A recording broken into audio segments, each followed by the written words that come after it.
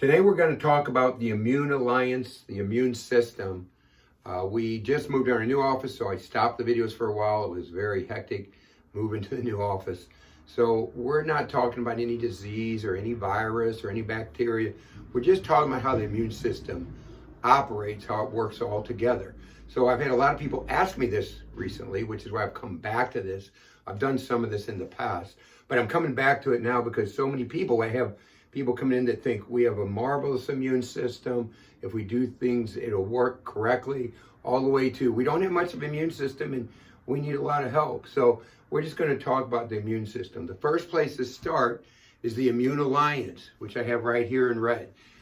The stomach is the first line of defense. So when we look at the stomach right here, and I drew these little makeshift drawings, the stomach, the pH in the stomach should be 1.5 to 2.0. It's secreted out of the cells in the stomach called the parietal cells at 0.8, almost pure acid. So 14 is like pure alkaline, 0 is like pure acid, and then 7 is neutral. So this stomach should be really acidic. And then when food comes down, let's say there's bacteria, virus, parasite, if it's at this pH level, then it's going to fry it. It's going to cook it. I mean, it's going to be gone. It's that simple. So that's the first line of defense. And we'll deal with this later. I'm going to do another one on the digestive system too. But that's the first line of defense. Then we come to the liver. This depicts the liver. So the liver is going to have 6 stages. It's got the first phase 1 detoxification, phase 2 detoxification. Phase 1 is the P450 system that takes a toxin, turns into liquid. Phase 2 will shun out that liquid and get it out of the body. So there's 6 pathways in phase 2. Glucuronidation, glutathione, amino acid sulfation, acetylation, and the last one's methylation. And so those pathways have to be good in clearing your toxins. Most Americans have toxic livers. A lot have fatty livers. A lot have congested livers. So that's going to hamper the immune system. So we want good, healthy livers. So the things that hurt these detoxification pathways, or phase 1 is hurt by antidepressants, antihistamines, trans fats, and the birth control pill. That hurts phase 1 detoxification, which shifts the toxins from more solid toxin to a liquid toxin. So phase 2 detoxification is totally crippled by nonsteroidal inflammatory drugs. So anything that's a nonsteroidal anti-inflammatory drug or an NSAID will hurt phase 2 detoxification. So that's the second line of defense. Now, we're going to look to the colon, because the colon has 80% of our immune system. So the good bacteria, the probiotic, the prebiotic, we want to establish a good, healthy, what's called a microbiome. So when we do things to do that, we can do things that kill bacteria with clinical nutrition, kill the bad stuff, so the good stuff has more room to grow. And so that's what the key is here. We want this to be a great microbiome, and therefore 80% of our immune system. So most people don't understand that. A lot of people take prebiotics, that's great, probiotics, but we need prebiotics to make it reproduce on ourselves. You don't need to be on it forever. Anytime you take an antibiotic though, you need to reboot that because it kills the gut microbiome. So next we have the spleen over here. So the spleen, before you're born, is going to deal with red and white blood cells. It's going to make red and white blood cells. After you're born, it just helps to discard the reds, but it helps to form the white blood cells. So the spleen is a big organ. Probably the most overlooked in clinical nutrition is the spleen. But it's a big organ so far as the immune system. Now the long bones, let's say the femur, the big bone in the top of your leg, right here, they form little bitty T lymphocytes. And so they're immature T lymphocytes. So they travel to this thymus gland, and this thymus gland will mature those T lymphocytes. So if somebody's not getting over a virus or some kind of illness, you got to be looking at what's going on in the thymus gland.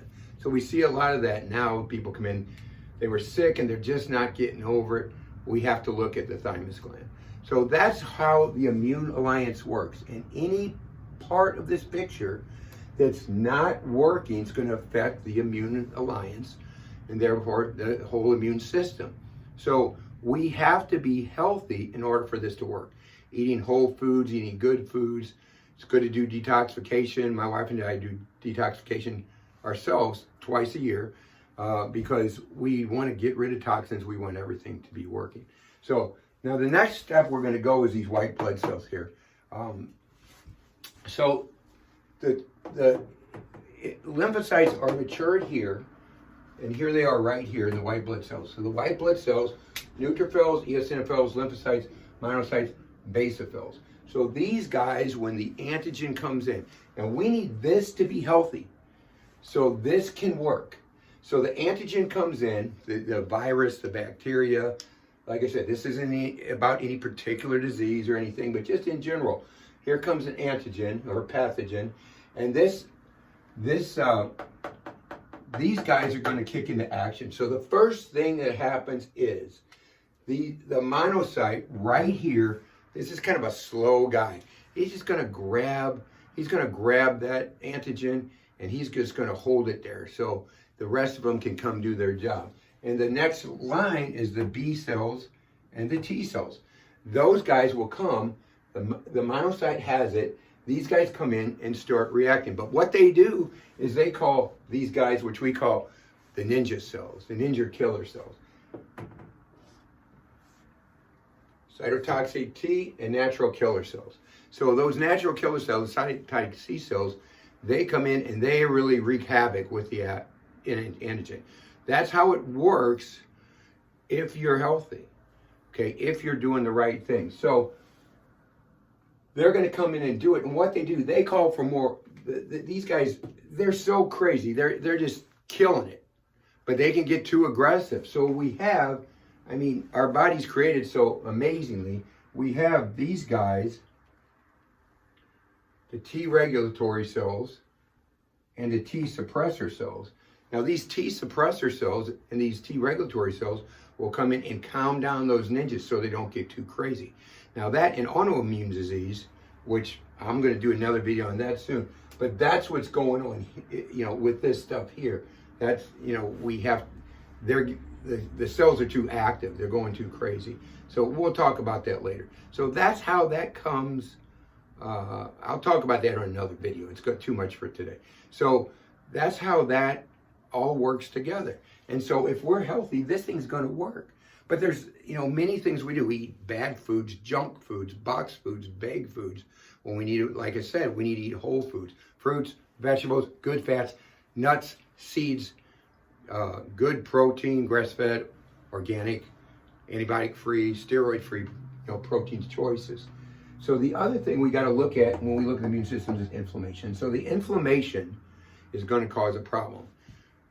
When you're overweight, you cause more inflammation. White fat, the extra fat, not the structural fat, not the protective fat, but the extra fat causes inflammation. So that right there messes up your immune system. It's not as strong as it should be. So if you're overweight, your immune system cannot be as strong as it should be. So we do a ton of weight loss here besides everything else we do, and we get people to the weight that's good for them. So when you look at this, you have the extra fat, the yellow fat, causing inflammation. That downregulates the immune system. That's going to mess up the immune system. That a poor immune system causes more inflammation. And inflammation causes more weight gain. So it's a vicious cycle. Yellow fat causes inflammation, causes bad immune system, that causes more inflammation, that causes more yellow fat, and that cycle continues and continues and continues. And as people put on more weight, you know, their immune system's going to get worse.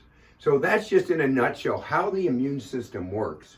I mean, the human body is created magnificently to work together, but everything works together. That's what functional medicine is. It works together. Now, when we see a patient in office, we're thinking, how does the immune system work with the endocrine system in this patient? How does that work with the digestive system? How does that work with the pH? So on and so forth. So that's how we do. We look at the function of the entire body. But this gives you just a brief idea of how the immune system works. If we eat good, if we do the right things, if we exercise, everything we could do, in my old office, I had a thing on the window that every decision you make is going to go towards good health or bad health. And we have that big decal coming for our waiting room right now. And we're going to put it on it because every decision we make does make a difference in our health and in our lifestyle and how we enjoy life. So, okay, that's for today. So if you have any more questions about this, you can always call me at 314-843-9355. And I'm going to come back and use this same diagram in a few days and talk about what nutrients are beneficial to each one of these things. I'm not going to go over the whole list, but I'm going to go over just some basic things that people need to know. Thanks a lot. Until next time, make it a great day.